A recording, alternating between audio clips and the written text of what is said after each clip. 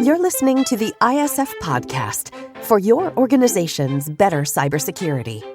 Your host, ISF CEO Steve Durbin, is an expert in leadership, business culture transformation, and cyber strategies for today's top enterprises.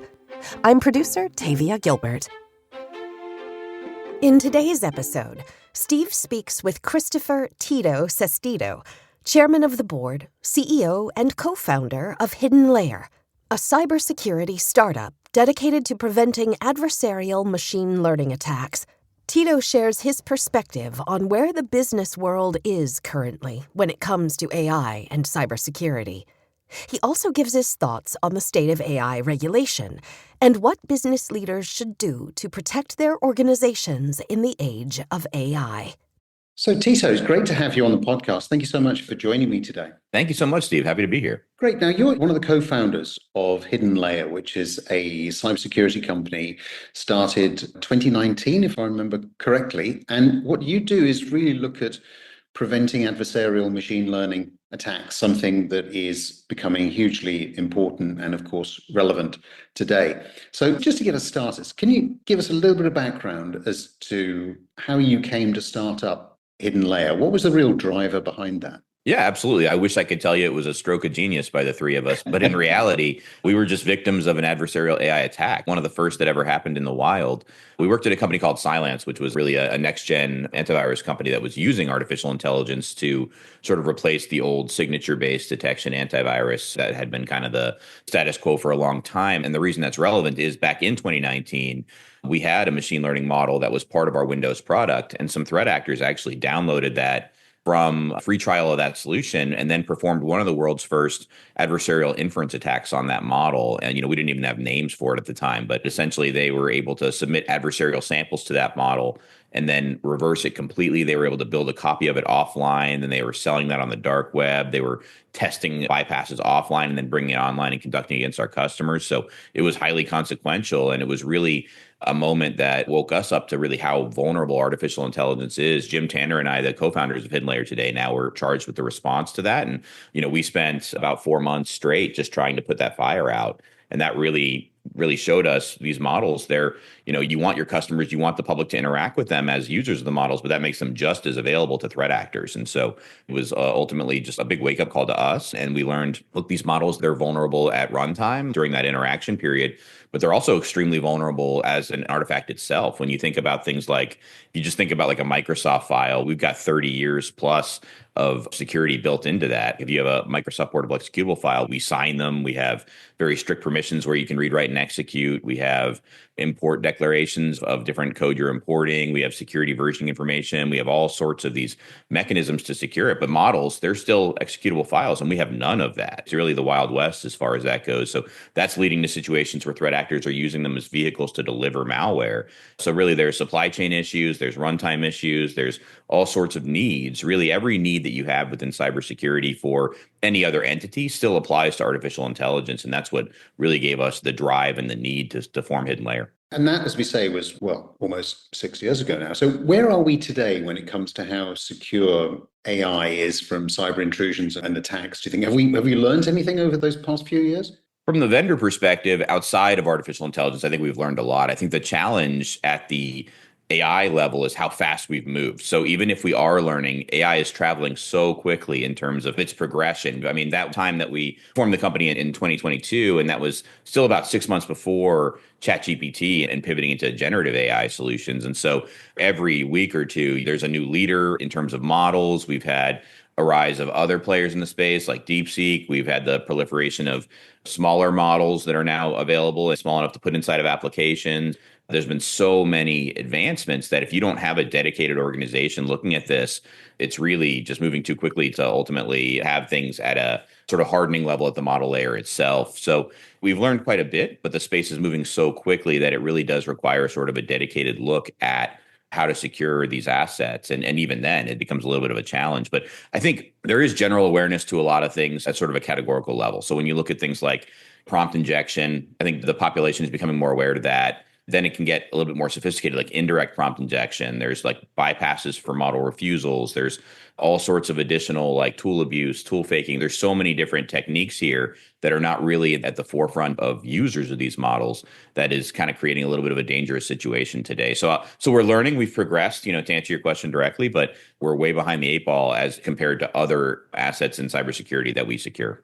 And how do you position this within the overall cybersecurity landscape? What I'm really trying to get at here is this something that people sort of listen to you and go, wow, hadn't really thought about that, but how am I going to fit it into everything else that I'm doing? Or is it, this is right up there at the top of the list when I'm thinking about how I can involve AI machine learning models into my development cycle and my cybersecurity defenses? Where are we at from that stage of maturity, from the user, if you like, perspective? Yeah, about a year ago, I would have said the former, but today it's very much the latter. I think that we're at a point now where boards are really charging chief security officers with the security of their AI assets. And so I think there's such a drive for these organizations to say, hey, let's have a very robust generative AI strategy.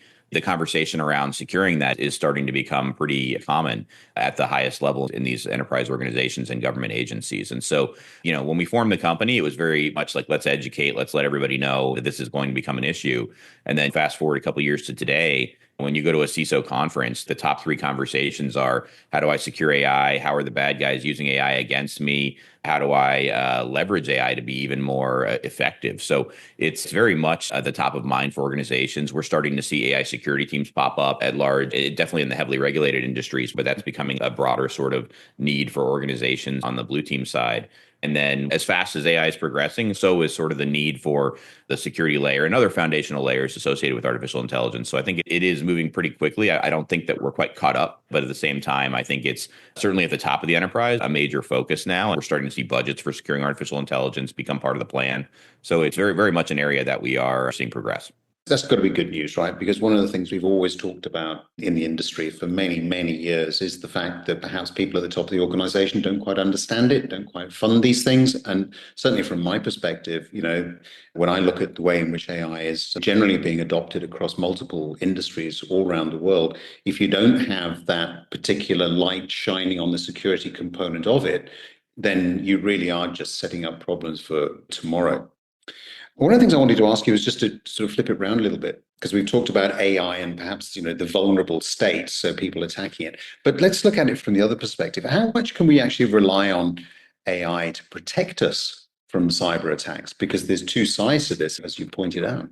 Yeah, it's an extremely important point. I think it's one that not only can we rely on it, I think we absolutely have to engage artificial intelligence techniques in any of our proactive security means. And I think that that's the best way to answer that is sort of say security isn't immune like any other sort of technology that is being applied to any production system today. We should be leveraging artificial intelligence as well. And we very much are. So for example, just to use hidden layer, we use artificial intelligence identifying threats to AI. So it really becomes sort of a cyclical AI securing artificial intelligence scenario. But I mean, if you look at the broader cybersecurity scope, we start seeing a lot of SOC workflows that are now becoming AI powered. Artificial intelligence is being used to do things like separate noise from true signal with things like SIM workflows when we start looking at how we're securing an organization. So as I kind of referenced earlier, antivirus companies now using artificial intelligence to be even more accurate with their convictions. So it's already sort of happening. It needs to continue at a significant pace. But in cyber, we've been kind of early adopters of artificial intelligence. And I think that that's really worked pretty well for us. And now that we see sort of a pivot into Gen AI, we're using it for things like assessing and providing summaries of incidents. We're using it for things like analysis of threats and attribution. I think we're doing a pretty good job there. And I think that that needs to continue to progress in order to be effective, because the bad guys are certainly using it and they're leveraging it to do things like create threats, to obfuscate threats. Really, it's the same set of threat actors. We're still looking at those same advanced persistent threat groups that are leveraging this tool, but it's allowing them to be more effective and efficient in order to conduct these attacks. And so we absolutely need to make sure that we're embracing it for the defensive side. And it really does unlock a lot that are beyond human capabilities when it comes to just the large level of data that needs to be analyzed in these defensive workflows. Tell us a little bit more about that, because one of the challenges I think that a lot of people I talk to in the cybersecurity space face when we talk about AI is there is a degree of fear not so much as to what AI can do, but perhaps the human impact it's going to have in terms of, putting people out of jobs. Then you get the other camp that says, well, actually, we're pretty short on resources anyway. So if we could figure out some way in which we could work more collaboratively, AI doing what it's good at, people doing what they're good at, could be a bit of a solution. So help me out in that area if anybody listening to this who's a little bit concerned about some of the things we've just been talking about. I wish I was giving a heavily positive message there. I think I'm a bit of a realist when it comes to artificial intelligence coming in. I think we are viewing a very fundamental shift in ultimately what's going to affect workforces and skill sets required. I think that if I was entering the workforce right now, I'd be focusing heavily on the effects of artificial intelligence, how I can leverage artificial intelligence. It'll no doubt be a multiplier on efficiencies for a lot of those who are in these positions, but I also predict that we're going to see a significant reduction from some of these large enterprise organizations that are going to leverage artificial intelligence. I don't think they're shouting that at the rooftops right now in terms of that being part of their plans, but I do think that that's the reality that we're up against. I think that the opportunities that it creates now is for those who can leverage artificial intelligence, whether it's like an engineer work for shipping code or whether it's a security operator's workflow for being able to analyze more at once, being able to leverage those solutions to move forward. The good news is it has upper limitations that do not outperform human beings. So when you look at artificial intelligence's ability to do things in large quantities that are, and even reasoning models are getting really good at that level here. But when it comes to anything on the creativity side, when it comes to looking at anything new, remembering these LLMs are really just generalizing what they've seen in the past. So when we see new threats arising, when we see sort of new applications or new sort of scenarios for a victim, that's still going to require that level of sort of human interaction. And generally speaking, I don't think the trust is there at the board level to not have a human in the loop. That's a good, accurate scenario in terms of what's really going on here, because these models, they do hallucinate, they do sort of overgeneralize, undergeneralize. They have some issues that do really require that expert level fit. I think there's certainly interest levels because humans make mistakes too. And when you actually compare those apples to apples, there's a lot of examples where models are outperforming humans, but that really comes in sort of like a large data scenario. Whereas you're looking at case by case basis is, we should expect a shift. We should be really aware of what this technology means for us, but both sides have good arguments. But I think it's important to be realistic here when it comes down to how organizations are going to leverage this technology and what they're going to use it for. And I expect a reduction in workforce. Right.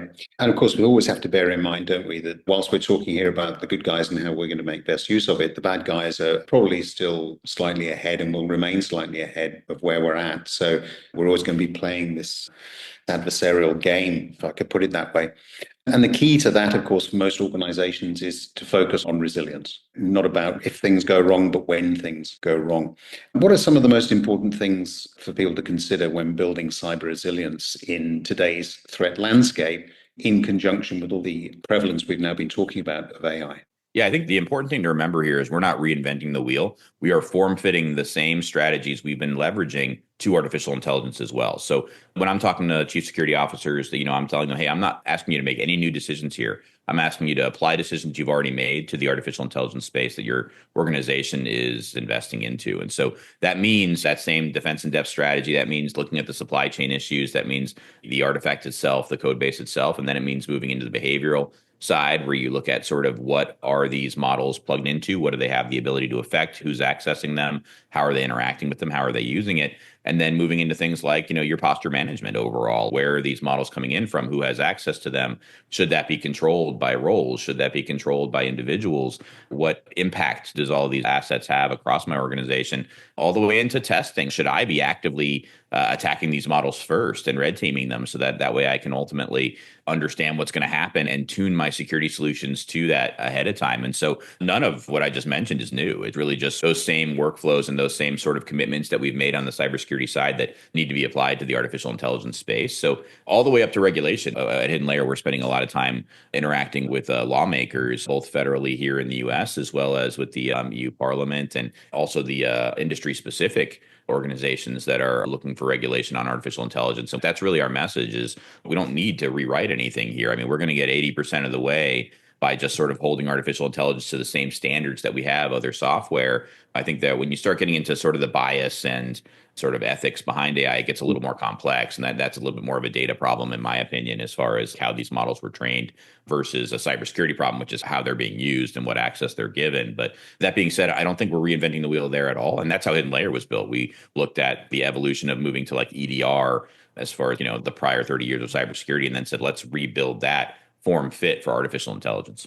Interesting you mentioned regulation there. I mean, I did have a sort of a hope, probably, I don't know, 18 months ago, I guess, that with AI, things like what's happening across Europe with the EU AI Act in the UK, what's happening there, we're seeing regulation, in China. You mentioned the different federated approach within the United States. I had this sort of hope that perhaps we were going to get to some point where we would have consistency of regulation across AI. And I have to say that I've become a bit of an old cynic when it comes to that now. But the point you were just making, of being involved in all of this, how do you see regulation panning out? Do you think I'm wrong? Are we going to get to some sort of consistency out there? Because I really do hope I am wrong.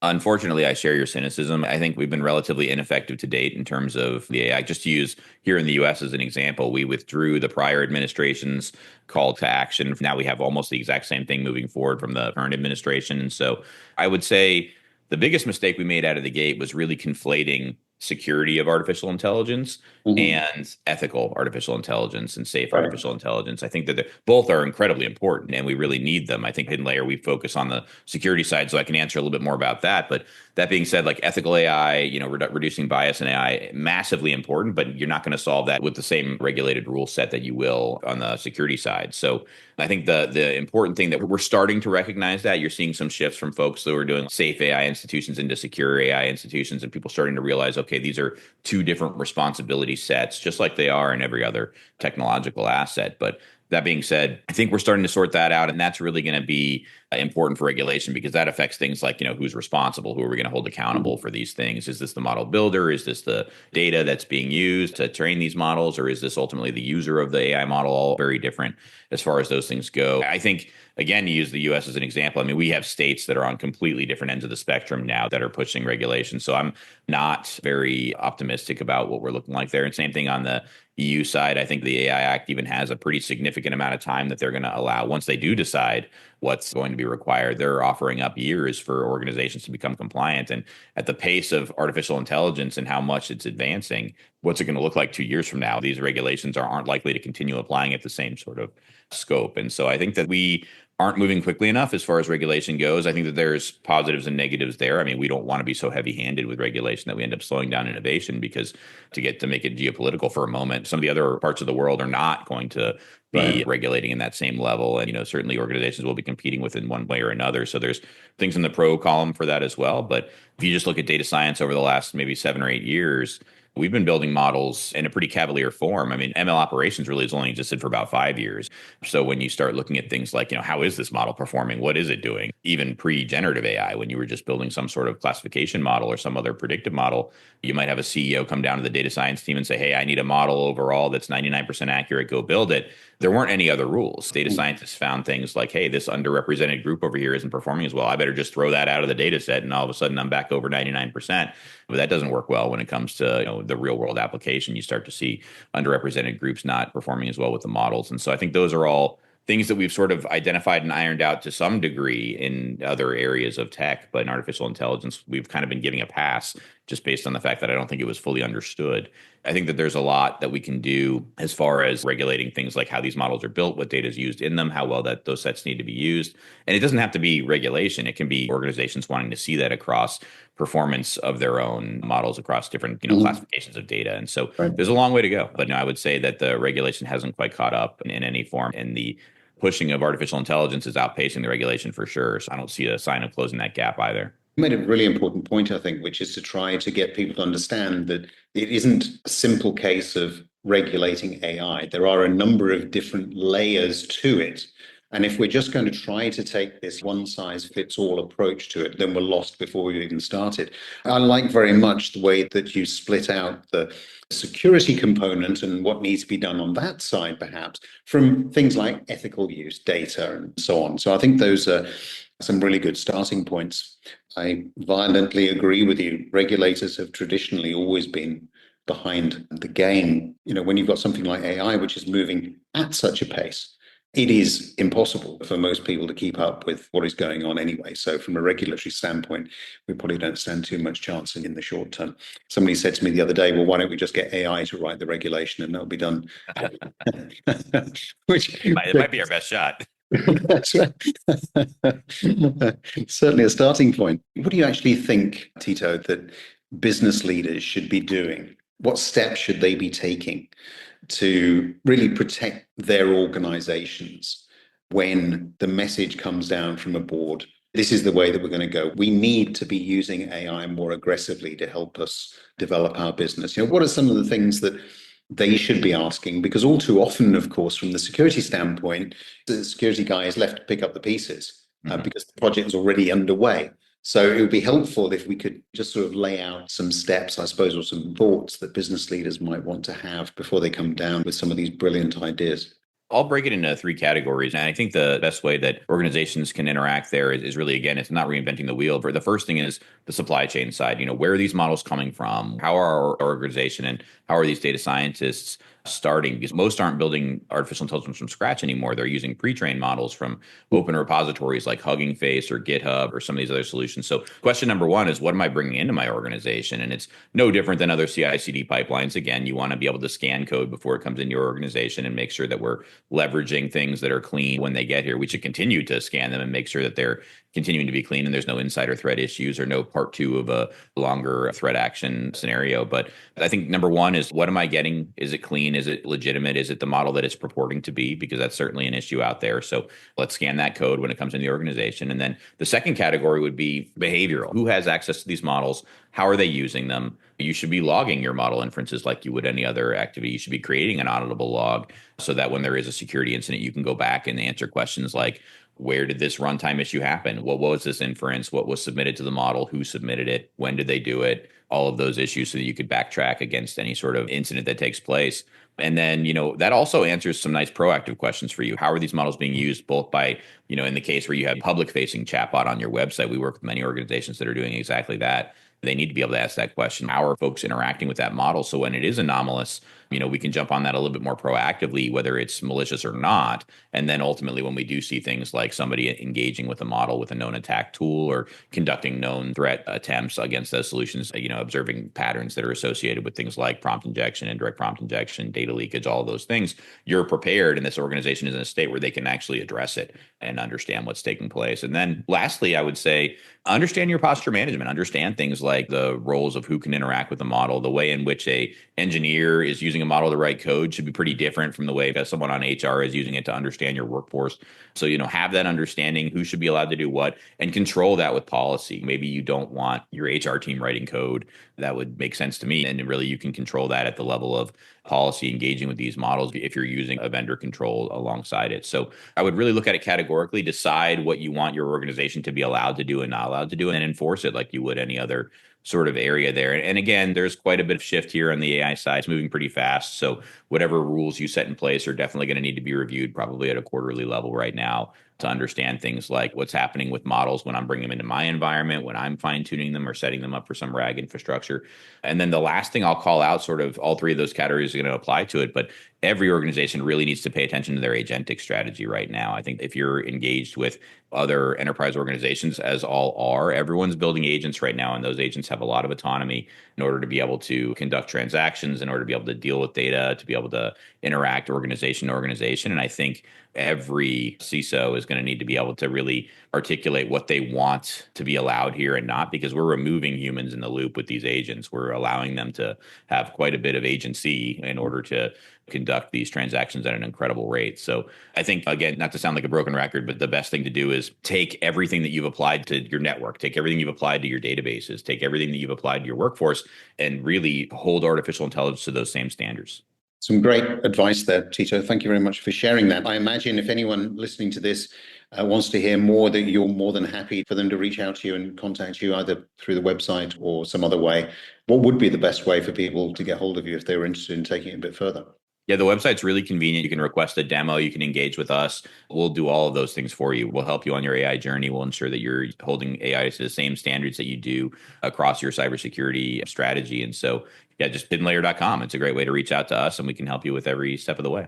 Fantastic. Tito, thank you so much for joining me today and sharing some of those really valuable insights. It's been a pleasure. Steve, it was a pleasure. Thank you so much. Thank you. Special thanks to this week's guest, Christopher Sestito. We'll be back next week with another new episode. In the meantime, if you enjoyed today's episode, please take a moment to rate and review the podcast. And we'd be pleased if you'd consider sharing the episode. To become an ISF member, get in touch with Steve directly at steve.durbin@securityforum.org or on LinkedIn. Check out all our media and resources. All of it is there to support you at securityforum.org. The ISF podcast is produced by Talkbox Productions and Tavia Gilbert. Thanks for listening.